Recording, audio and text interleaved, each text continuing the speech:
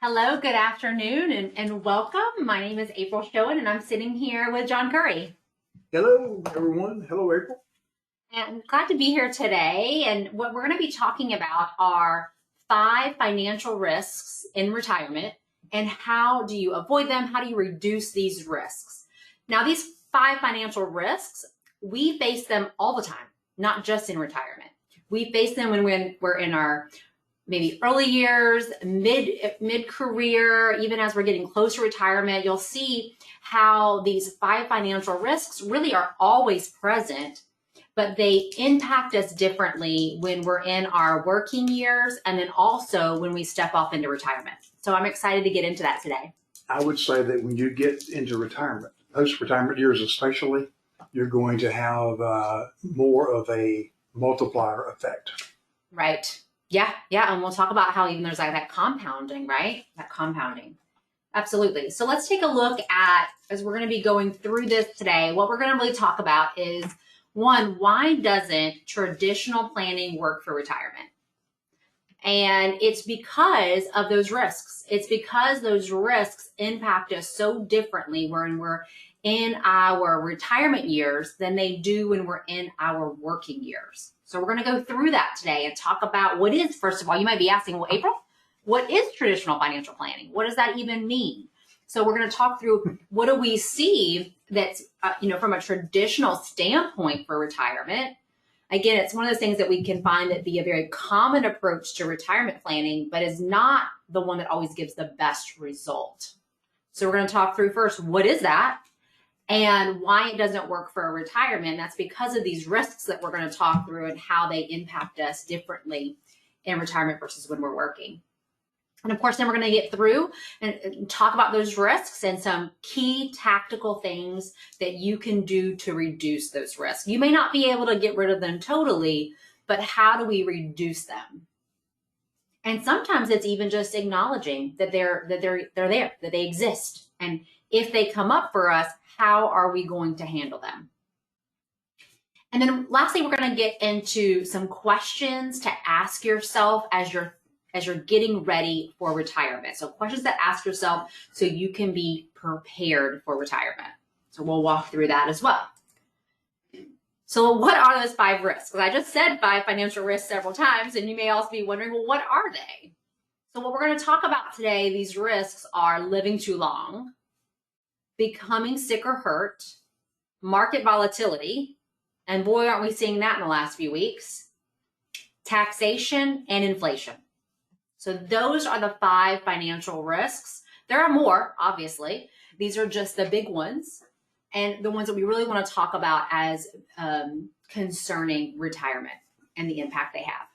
I think it's interesting you got 3 out of the 5 that are front and center every time you turn the TV on right now or read a newspaper, if people even look at a newspaper anymore, or check their social media or whatever, but you see it every day. Yeah, the market. A lot of uncertainty because of not knowing what's going to happen with the tax law. What's happening with taxes. Inflation, we've been hearing about that for the last several years, and we're still hearing about it. Those top 2, the living too long and becoming sick or hurt, these are things that impact us on an individual basis. Right? So how you, John, may be impacted is going to be different how I would be impacted by those 2 things. This is all going to be about our personal economic, financial situation. I used to say all the time, living too long and possibly dying too soon. But no matter when I die, it's too soon. Too soon. I know, you might be living too long. How is that a financial risk? But we're going to get into that. But yeah, those really impact us all on more of an individual basis. And then the other 3, market, taxation, inflation, these are all broader economic risks that impact all of us. So let's get into a little bit about what is traditional financial planning when it comes to retirement. Like, how does it work, and how may it impact you in retirement? So again, we find this to be a very common approach, but it doesn't always give the best result.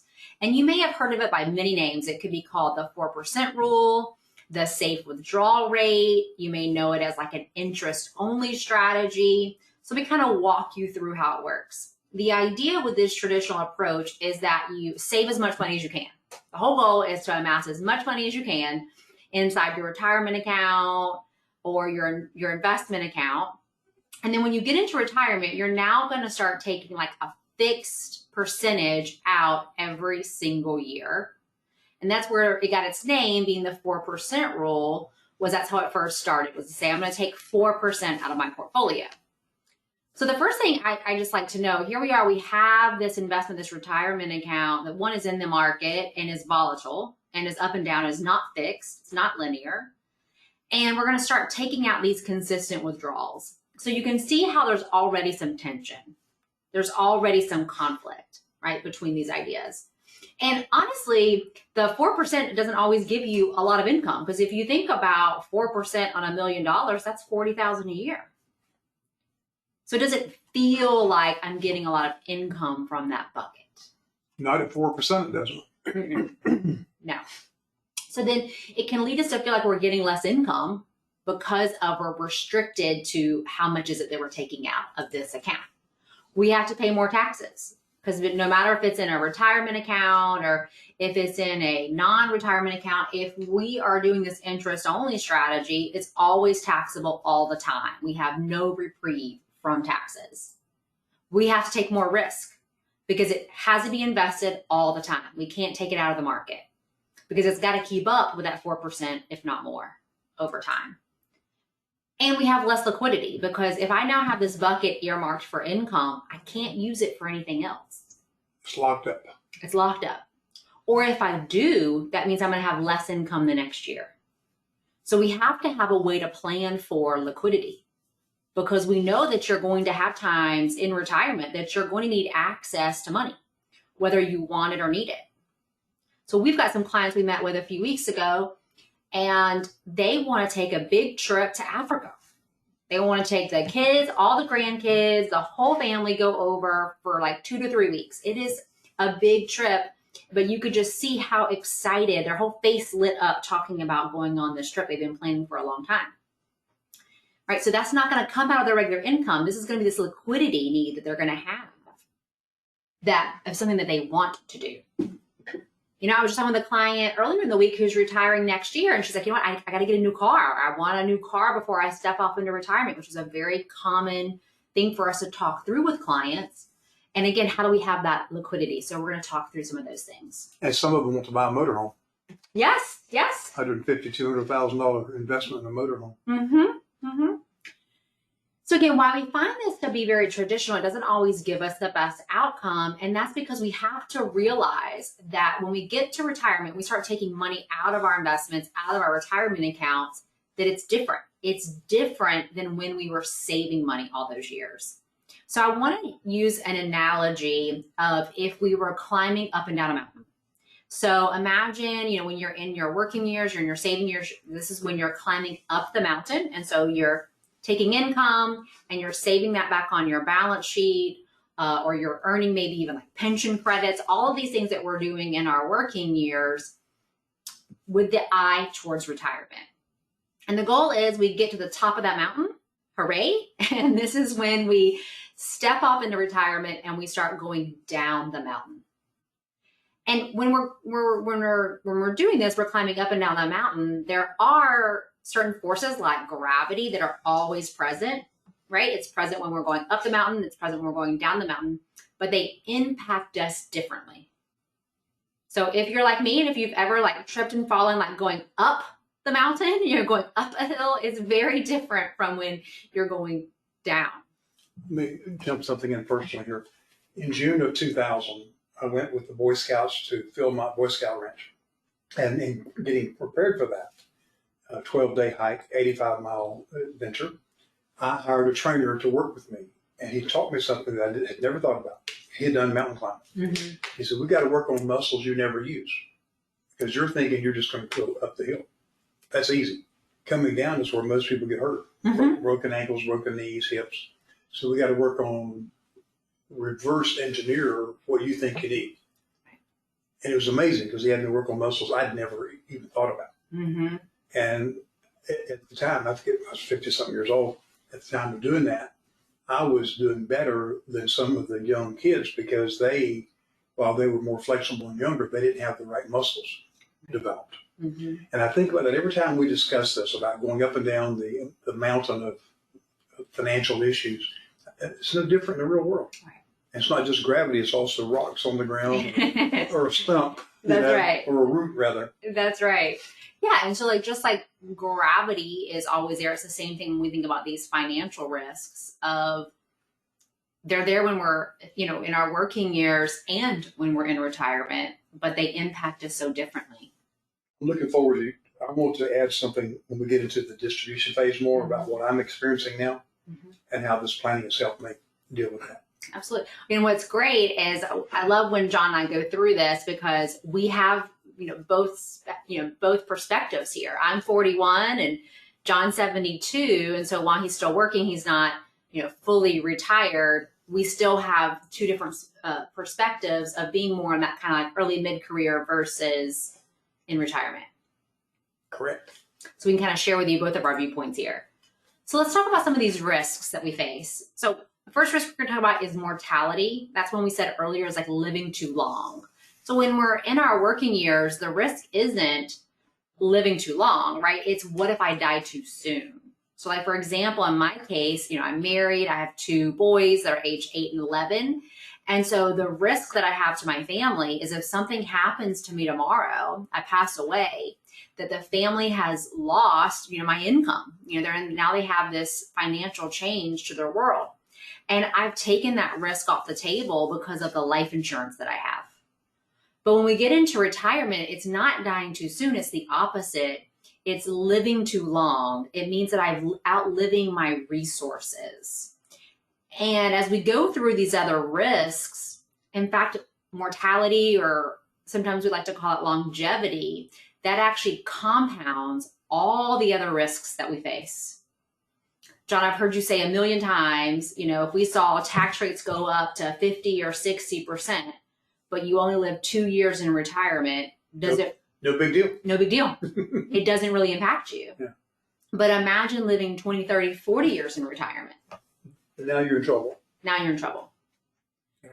So it's this idea, and we hear this all the time from clients of, I don't want to be a burden on someone. I don't want to have to go back to work at 80 if I don't want to. And that's what they're talking about here. It's this idea that I've outliving my money, outliving my resources. There's also the risk or threat of what if I get hurt or sick? So again, in my working years, if I got hurt or sick, it's what happens to my income. So I'm still here. I didn't die, but I can't work. I can't bring in an income from my family. So like in my case, it would all be on Brian, my husband, to support the family. But when we're in retirement, it's not a loss of income because you're not really going to have a loss of income from that case because your income is more not from an earned basis like in your job. It's more about the cost, the expenses, the cost of care. But may I challenge you on that one? What about the people we see, though, that have not done a good job of proper insurance? So now their investment accounts, their retirement accounts have to become double duty. Sure. They're having to take money out sometimes at the worst possible time and the worst place for tax planning out of the retirement account because they have $30,000, $40,000, $50,000 that they've got to spend because they were not properly insured. And that's true of all types of insurance. It doesn't matter if it's car insurance or health insurance, life insurance, whatever. You have a choice to make. Do you insure it yourself by taking that risk with your assets, or do you have professional insurance to cover that? Right. I think when we talk about this is when you had your amputation in 2021 and had to have all the remodeling done at your house. Right. That you didn't have that on the agenda for that year. You didn't plan for that. And it came out of my assets. And it came out of your assets. It came out of savings account. Of course, I had the money to do it, so it didn't cause me any inconvenience. But I'd rather have that money in my pocket than give it to the other people. Sure. But those are things that can happen that we do have to dip into our assets for that, or have, needing care for a longer period of time. We don't sell Medicare supplement policies, but it's the same thing with dealing with my cancer now. Sure. And also the amputation, but also the cancer treatments. Between Medicare and my supplemental policy, I've not had to dip into my personal savings or investments to pay that whopping $15,000 every 3 weeks that they charge to do those chemotherapy infusions. Right. And the $5,200 every 3 weeks for those chemo pills. That's a lot of money. That's a lot of money. And I've had 21 of those damn things so far. So just to do the math, that'd be a huge amount of assets gone. Absolutely. Yeah. So that's why though, it's very important that we make sure that we have a proper plan for that, for how, if, I know we say a lot of times too, if we live long enough, right, we're going to need care, right? Knock on wood. I hope that's true for all of us, that we live a very long time in retirement. And so you may be faced with this, how do I, who's going to provide that care, and how do we pay for it? And where will it be provided? And where will it be provided? Absolutely. There's also market volatility. And I'm sure most of you know, we've seen a lot of that in the last few weeks. It's been pretty bumpy. And when we're in our working years, volatility, while we may not like it, it may not be fun to see your retirement account or your investment account down on paper, it can actually help us have a better rate of return. Let's talk about that. You're the investment guru among the two of us. Mm-hmm. You've taken over that role more and more. Explain to people why that's the case. Why is it good?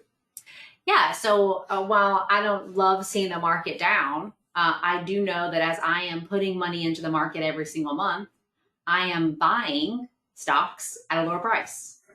I am buying them when they're on sale, when the market is down. And so now I have more money in the market to participate in that recovery when it comes back, because it's going to come back. Well said. And so that's going to help me actually have better return than if it was just up all the time. It's like going to Publix and all of a sudden they've got a 20 or 30% sale on the groceries you like to buy. Mm-hmm. You stock up. Stock up. That's why I talk about tuna. I love tuna, so I always buy tuna when it's on sale. Mm-hmm. So if you go in the store and it's 50% off, I'm going to buy everything they'll Right. That's right. So yeah, so it can help us from that standpoint. Where in our working years, now it helps us, in that case too. Many of our clients are still saving money in retirement, so it can help anyone who's like saving, especially on a regular basis. So let's pick on the old guy here. It says FO. So tell me what my risk is with the volatility at age 72. And most people listen is probably not 72, but they're getting close to retirement. They'll feel that down the road. Sure. So the risk here with the market is that the market volatility may be the thing that makes you run out of money. So go back to that living too long, and that's what we fear, right? That we're going to run out of money. So when we're in retirement, we start taking money out of our investment accounts, out of our retirement accounts. Well, we hope that they're going to kind of keep pace with that, right? If we're taking money out, ideally in an ideal world, our investments would keep pace. But when we take money out of the market when it's down, we've locked in our losses. Now that money has to work even harder. It's not even just recovering how much I took out for a withdrawal. It's how much the market is down. And it's got to work that much harder to try to get back to where it was.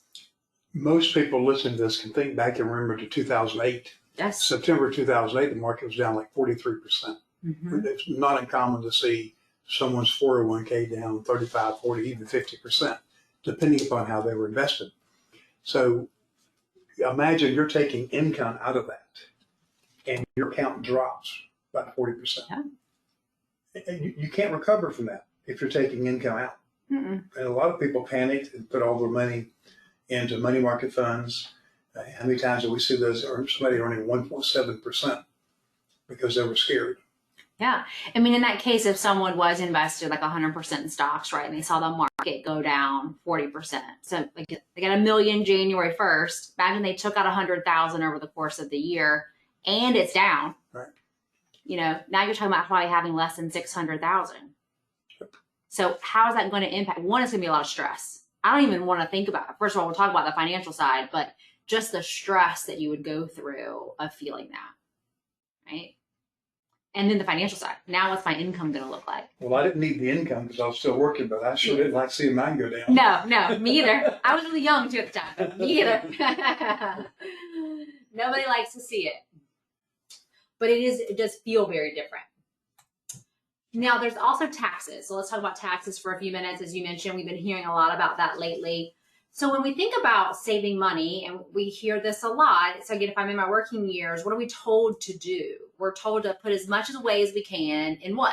In a 401k, in some sort of tax deferred vehicle. That might be a 403b or a 457 plan, but we're told, oh, put away as much as you can so that you can, I'm gonna use air quotes, save on taxes. But you're not really saving them, you're just deferring them to the future. And so while we're in our working years, it can feel like the best place to save $1 because we're going to get that tax deduction today. In retirement, it can feel like the worst place to pull $1 because of the taxes.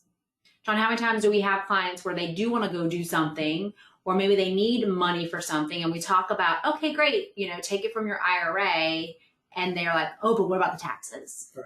I don't want to do that because of the taxes. Well, that's because they're guilty of allowing the tax tail to wag the economic dog. Mm-hmm. And we have to understand that if we're going to choose those accounts, it's going to be the most expensive place for most of us to take money for vacations, things like that, or educating grandchildren. Mm-hmm. And that's why in our process, we tell people, you got to have both. You got to have some money that's in the retirement accounts and some money that's not in retirement accounts so you can enjoy your life when you retire. I know we had a client last year who they were like dead set on taking a bunch of money out of their retirement account to pay off the mortgage on the house. And we said, can we show you a different way? Would you be interested in seeing like a better way to do that because of the amount of taxes they were going to have to pay? So there's definitely some things you can do to structure that, but we got to kind of keep an eye on that. And we're all guilty of it. And most of the clients that we see too are in that situation. So if they're, let's say, if retiring from the state of Florida, for example, you can find you've got a pension and you've got Social Security. And those are both taxable incomes to start off with. And then you start adding on what you're taking out from the retirement accounts. It's added on top of that. And so now you can find that it pushes you up into a higher bracket. Let's talk about some of the tactics that are being used to convince us to maximize that. We're told we're saving taxes, and we're told we'll be in a lower tax bracket in retirement. Hardly any of our clients are in a lower tax bracket that we see. Most of them are the same or higher.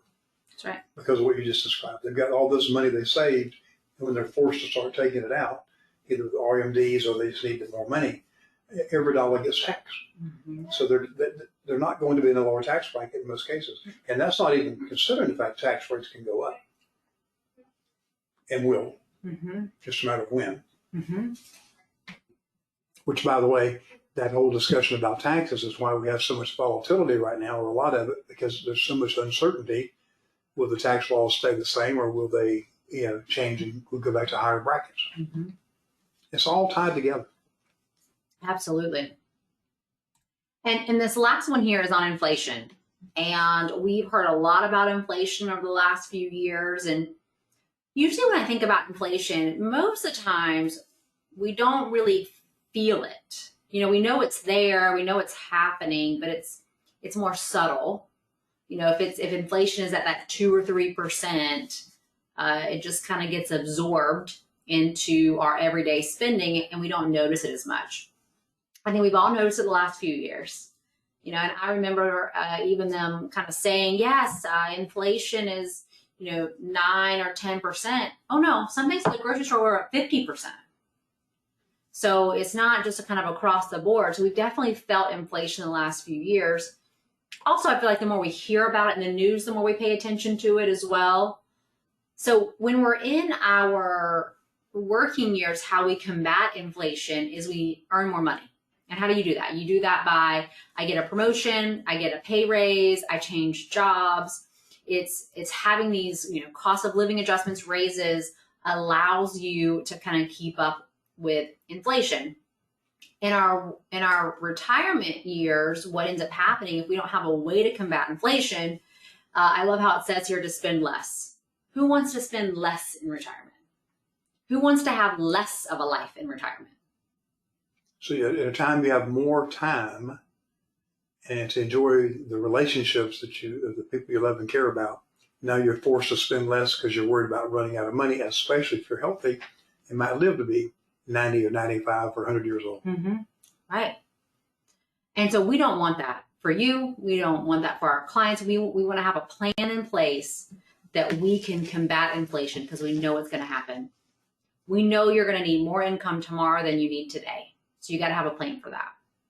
So let's talk about how do you start to minimize and reduce these risks. And this is, part of our planning process that we take clients through.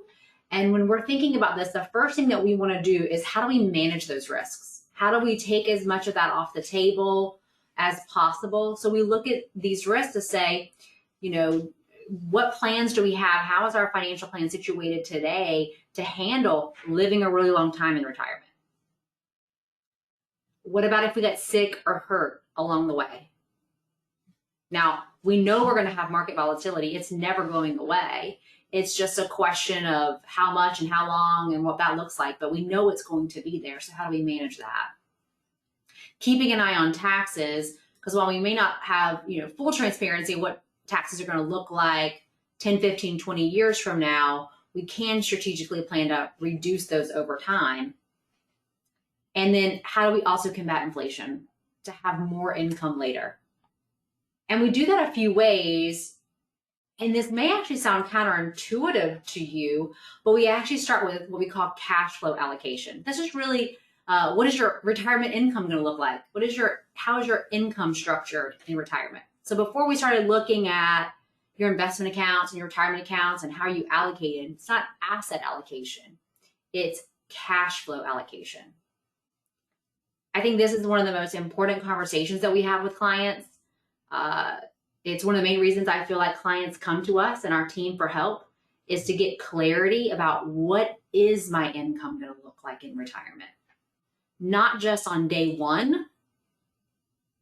I can't do that math. Whatever it is going to be, day, whatever, 30 years from now, right? So we want to know both of those things and kind of plan for that. I was thinking early on, you made a comment about the most common methods of planning. We don't want to do what's common. You want to do what's uncommon, so you get uncommon results. Better results, better security, peace of mind. All that's important. Absolutely. And when we're looking at assets, we want to talk about what bucket on our balance sheet is going to provide liquidity for us. Like I mentioned earlier, there are going to be things that are going to come up. Life happens, and both good and bad. There are going to be opportunities that come your way. There are going to be threats that happen that you're going to need and want to get your hands on money, and you've got to have a place to go get that. I was telling a client yesterday, what if you and your wife want to go take a big cruise or a big trip? We have to have a place earmarked already that we know exactly where you're going to go and how that's going to be structured. What if, we have a tornado come through like we did last year, and now we need a new roof and we need an air conditioner, we need a new car, all these things that come up that are going to happen. We got to have a place to go get those things. So we need to have liquidity. And then we talked about taxes earlier. We want to be able to have some plans in place to minimize taxes if possible. Especially if we can do that year over year on a more like strategic or tactical basis. And when we think about retirement income planning, we look at several different buckets. I'm going to walk you through this, and we come back to this balanced structure. I like to call it really like an ideal structure for retirement planning over and over and over again with clients. So I was just talking with someone yesterday morning. He's retiring in July, and we had gone through and done a full financial plan for him, including doing what we call retirement rehearsal, where we're showing, hey, exactly what your retirement income is going to look like. I like to think sometimes of the order of operations, right? Which accounts am I going to tap into when, right? Which assets bucket am I going to take income from? Which ones are going to be positioned more for growth? And so we came back to this page, and I said, hey, you remember I was talking about that?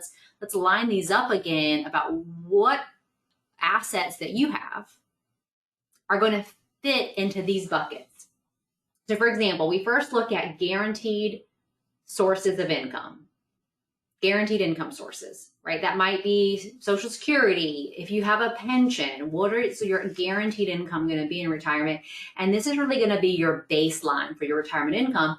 And the question that we want to ask is this going to be enough to cover your basic living expenses? If it's not, we may need to create more guaranteed income so that you do have enough to cover those basic living expenses. And you may be thinking, do that. How do I do that? You may be thinking, I don't know what my basic living expenses are. That's very common. You know, when we kind of get to that stage in our life, we probably haven't budgeted in a very, very long time. And I don't like the word budget. John doesn't like the word budget. We don't necessarily want our clients on a budget. We like having a spending plan. So I don't necessarily want a budget, but I want a spending plan for retirement. How do I want to spend my money? See, that sounds so much better. I have these spending plans. I can spend what I want, what I've planned on, guilt-free. I don't have to worry about it. I can just go enjoy it. Mm-hmm. If I got $1,000 in my pocket, I can go spend it and not worry about it. No guilt, no shame. Mm-hmm. If I got $10, go spend the 10. That's right.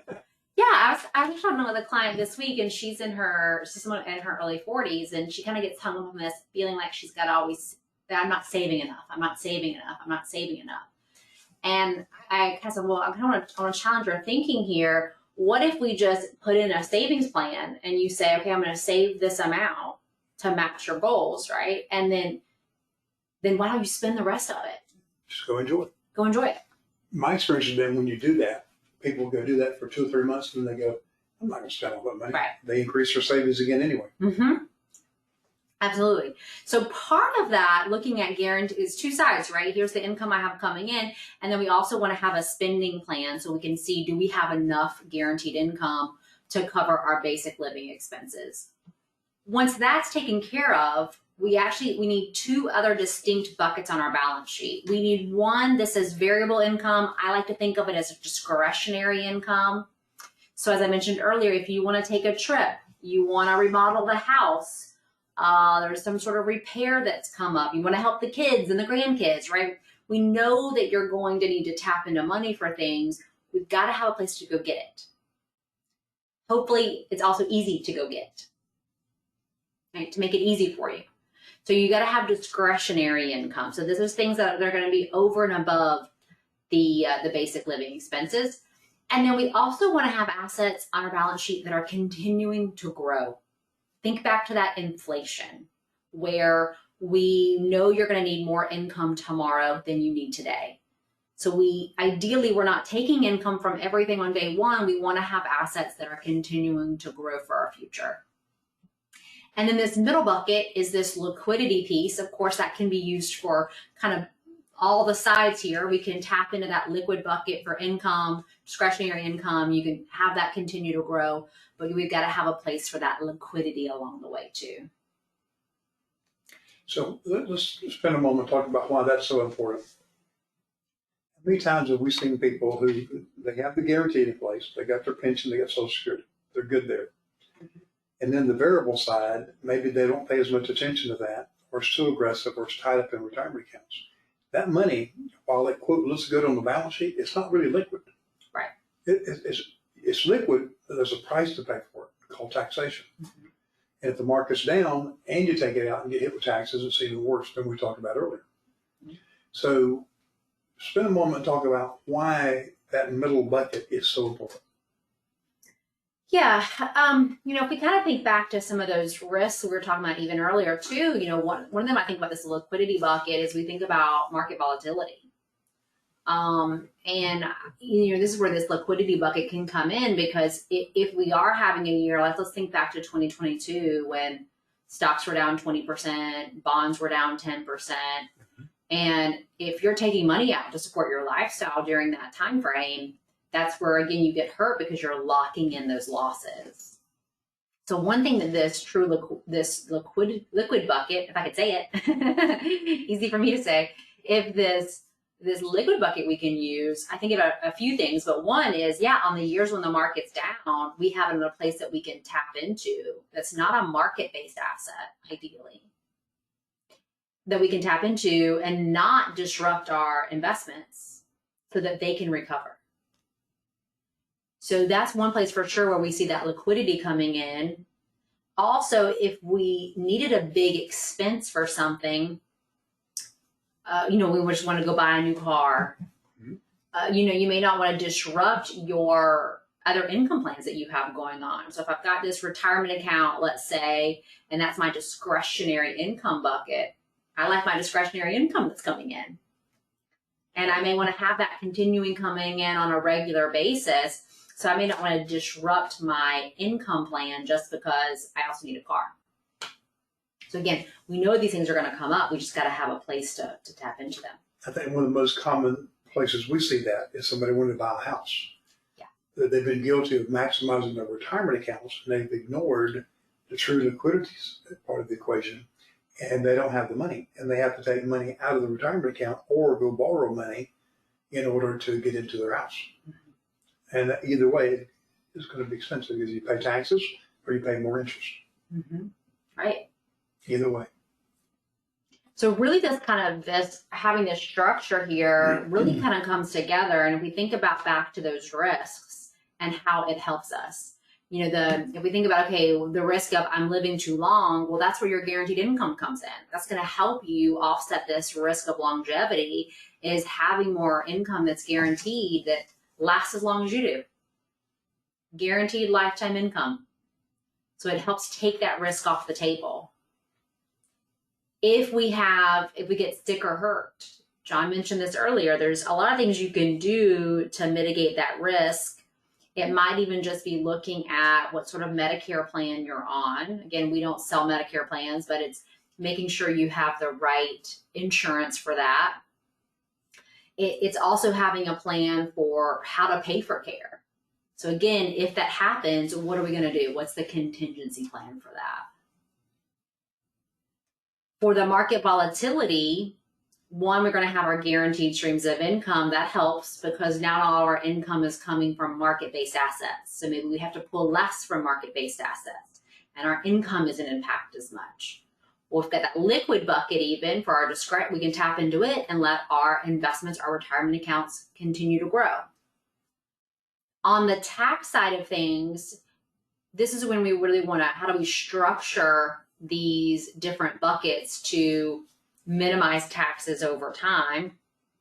And sometimes there's not a lot we can do there. Sometimes it's more about just maximizing the income to pay for the taxes. And then also if we think about inflation, this is where we're going to have those growth assets. We want to have assets that are continuing to grow, and that's going to help us offset that inflation. So even just like having this structure for retirement is really going to help offset the different risks that we were talking about earlier. John, any other thoughts here on this structure? We'll shift gears in a minute and talk about I've got some personal comments. Vision for retirement. Some people are going to know this, some won't.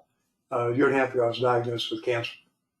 And I was talking with an oncologist about my future. She said, life expectancy? I said, yes. And she said, are you worried about anything financial? I said, no, because I have guaranteed streams of income that will never go away. It's like you said, as long as I live, that comes in. And a lot of that came from taking a chunk of money in retirement accounts and designing it to where I had a guaranteed income like a pension plan. I also have accounts, and I told her I could die today. So in my 50 years in business, I've sold life insurance, still do. I own life insurance because I could die today and my clients could die today. At the same time, I use annuities for some of my income because I want guaranteed income. And I could live to be 100 years old. Mm-hmm. And I want to know I have that certainty. So those two ends, if you will, two bookends are taken care of. In the middle, I have checking accounts, I have savings accounts, and I have my investments, my variable accounts. So I can tap into that if I need it. I said, but I'm totally at peace with that. Totally at peace. And I'm still working, so I'm still adding to that. But it's so nice to know that in my case, all my expenses and less of my expenses are covered by my guaranteed income side. So I don't have to tap either of the others. I can and will if I need the money or want the money. I've got a trip coming up with my brother in August. We're going out west, and I'll tap into some of the savings to pay for that. no credit card, or if I did a credit card, it'd be to get the miles and pay it off when I get back home. But that's tremendous peace of mind of knowing that I don't have to go charge $10,000 or $15,000 on a credit card to have a vacation, and then come back and worry how the heck am I going to pay that back? And that's where the liquidity comes in.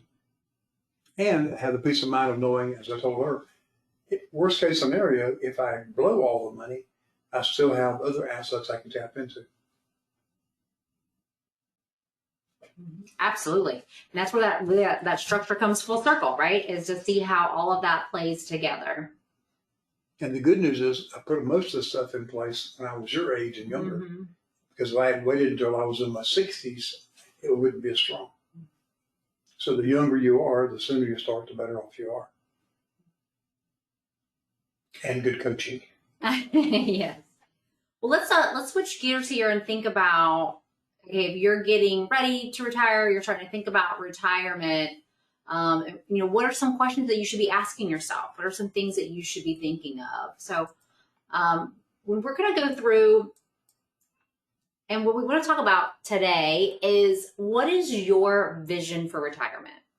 What is it that you want your retirement to look like?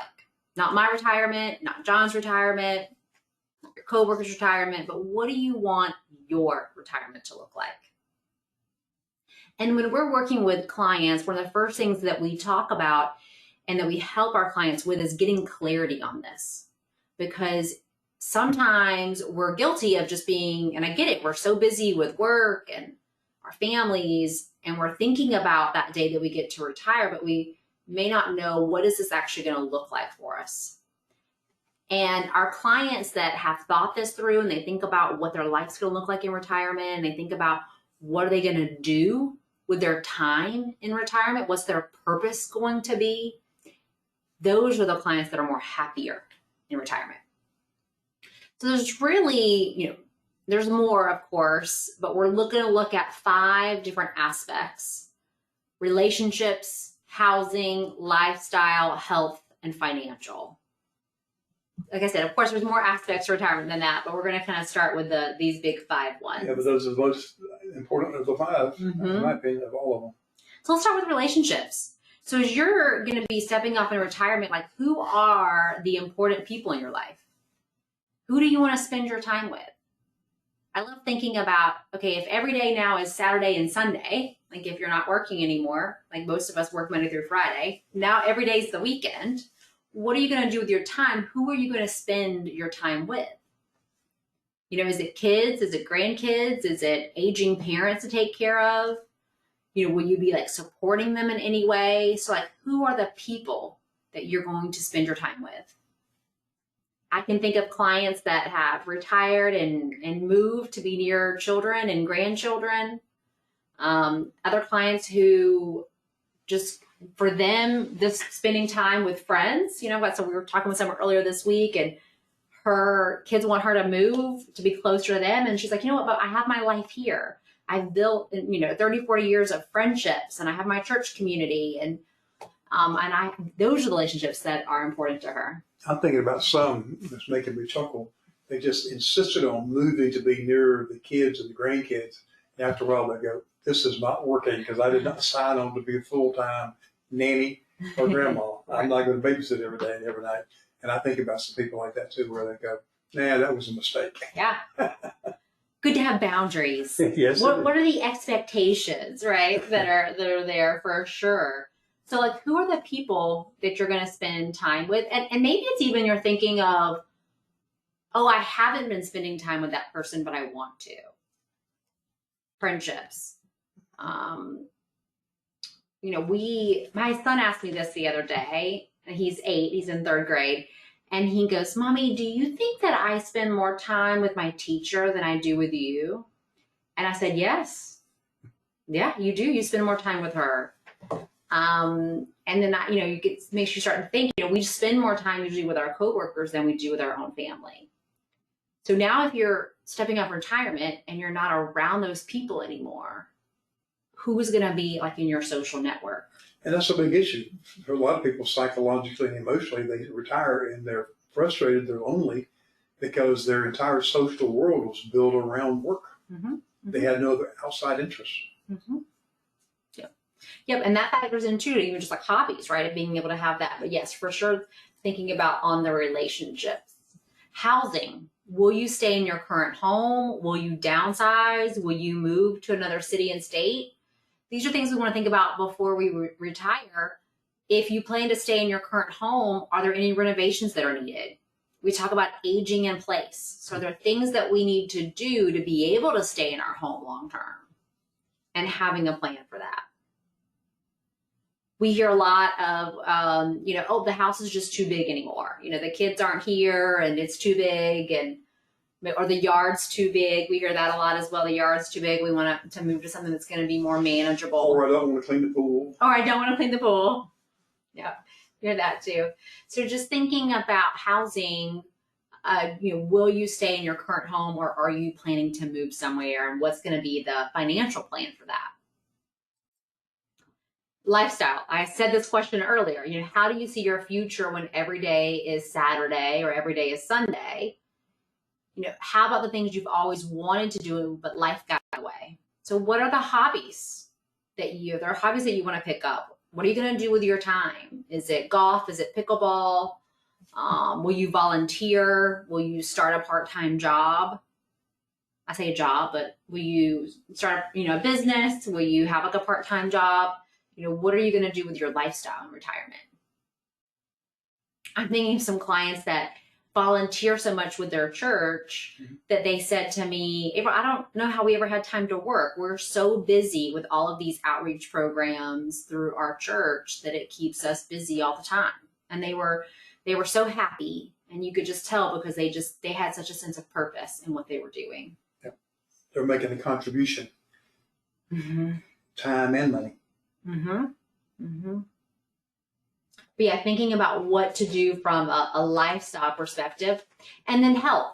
Healthcare costs can be a big unknown. So how much do you currently spend on healthcare? Are there any known health concerns that might impact you along the way?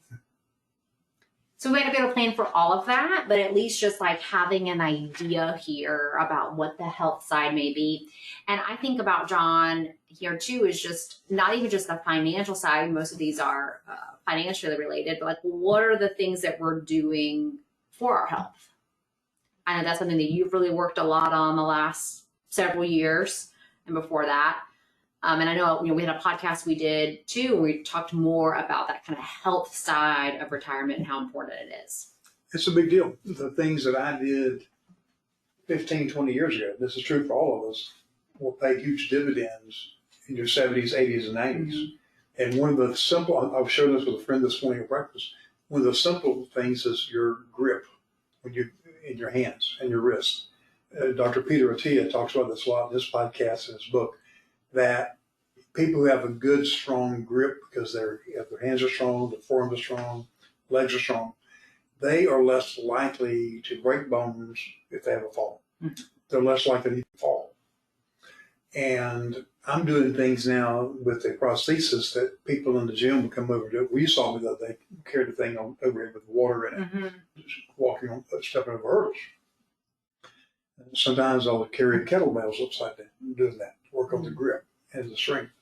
But all those things that when I got serious about my health and dropping for 284 pounds down, hovering around 215, 216 now, are paying huge dividends for me. Can you imagine how difficult my life would be with prosthesis if I still weighed 284? Hell, it's bad enough as it is. But being 284 and not having the strength I have now. And my oncologist, she'll say every time she comes in here, the reason we think that you're doing so well is because of your mindset, but also you're not sitting around, woe is me. You're in the gym 2 or 3 times a week, working, doing stuff, walking a lot. All those things are paying huge dividends. And I'm thinking about the folks we saw Tuesday that wrote from the village. Yeah, he's 81 years old, walking 3 miles a day. It's great. And 3 days a week in the gym for an hour and a half to 2 hours with a trainer at 81. Love it. Yeah, he's tough, mentally and physically. Health is wealth, as they say, right? That's right. Yes. So definitely kind of looking at that on the health side. But let me flip on that for a second, because you're about to go to the financial. So what if you have all the money in the world, but you have poor health? Mm-hmm. What good's the money? You can't really enjoy it. You can't go do things. And that's what I keep asking people when they say, well, I want to take this trip, but I'm not going to do it because I got to pay all the taxes if I take the money out. Okay, so you're going to leave all the money behind. Someone else is going to do all the things that you said you want to do, but never got around to. How many times have we had that conversation with people? Absolutely. Dozens and dozens. Dozens, all the time. Yep. So on the financial side, a few kind of things here for you to think through as we were talking about even some of those risks earlier. You know, how do you earn your money today? You know, where does your money come from? Do you have any debt today? Do you want to have a plan to have that paid off before you retire, or will it already be gone by the time you retire? You know, how much are you putting into savings today? How much are you saving for your future? And then also having that spending plan for retirement. Again, I know a lot of us don't have like a true budget, and that's okay. But just kind of starting to think about what is that spending plan going to look like for retirement? I just thought of, you may remember this lady who said, you know, I got in trouble with the bank and my husband because I had a, what do you call it, overcharge because she ran out of money. She says, but I said, honey, I still have checks. She had never balanced a checkbook in her life. Yeah. She just kept writing. As long as I have checks, I could write them. As long as I have checks, I can write them, right? That's how that works. Husband had to explain to them, sweetheart, that's not the way that works. That's not the way that works. No. So yeah, so definitely putting some time and effort into that to kind of understand what is that like financial side going to look like. That. So today we kind of went through and talked about what is traditional planning for retirement. Why isn't it, even though it's very common, why isn't it the best approach? What are some of those 5 financial risks that we can face, and how do you start to take those off the table? And then as you're starting to think about your vision for retirement, what do you want retirement to look like so that you can be prepared? You know, so you can start thinking, what are some things that maybe I need to do now before I retire so I can get ready for that next phase? So one thing I would encourage you to do is to book a focus session. This would be a 30-minute call with us to talk about any sort of like questions or concerns that you have about retirement. We're going to help you get clarity, like we talked about earlier, about what do you want retirement to look like. We will talk about any sort of like maybe opportunities that we see for you. Usually on these calls, even in like a 30-minute call, we can have a tweak. We can have a few tweaks or ideas to help you. And we don't charge for the call. It's complimentary. And then what will happen during this call, again, will help you get clarity. And then it can help us decide if it makes sense for us to work together in some capacity.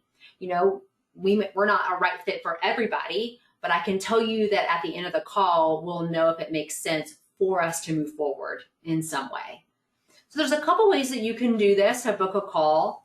You can go to our website, which is curryschoenfinancial.com, and there's a button right there that says schedule a call. It's in the upper right-hand corner. And that'll take you to my calendar. You can select a 30-minute call and book that yourself. So again, that's curryschoenfinancial.com, and click on the schedule a call link in the upper right-hand corner. Or you can call our office at 850-562-3000. Again, that's 850-562-3000. You can talk to Luke or Leslie on our team. Let them know that you listen to one of our calls, our videos, and want to book a time for a focus session. And it's important for us to do this because there's really a cost to waiting, right? If we don't have clarity, if we don't have direction, we may not know what we need to do between now and retirement. That might mean that we don't hit our goals on time. You know, we have clients that come in that say, you know, hey, I want to retire in 10 months from now, but we got to see, like, can we actually do that? You know, we don't want to wait to the last minute and then find out, oh, this isn't going to work. I need to make some other arrangements. And time, as we all know, is valuable when we start thinking about, you know, time is a very precious asset when we think about wealth building, whether that is like saving now in the future. So there's definitely a cost to waiting. We all have good intentions of saying, oh, I need to do that. I need to book that call. But I encourage you to kind of do it while you're thinking about it. And sometimes we have some obstacles where we say, oh, this sounds really good and I want to do this, but I already have an advisor that I'm working with. That's great. That's wonderful. If that's you, we work with a lot of clients that already have someone that we're working with. And it's really for us is about how do we provide value and add value to what you already have going on. We may have emotional barriers. We may be worried about what are they going to think about me? What are they going to say about me? Is there like, do I really want to face all of this? We can kind of have those emotional barriers too.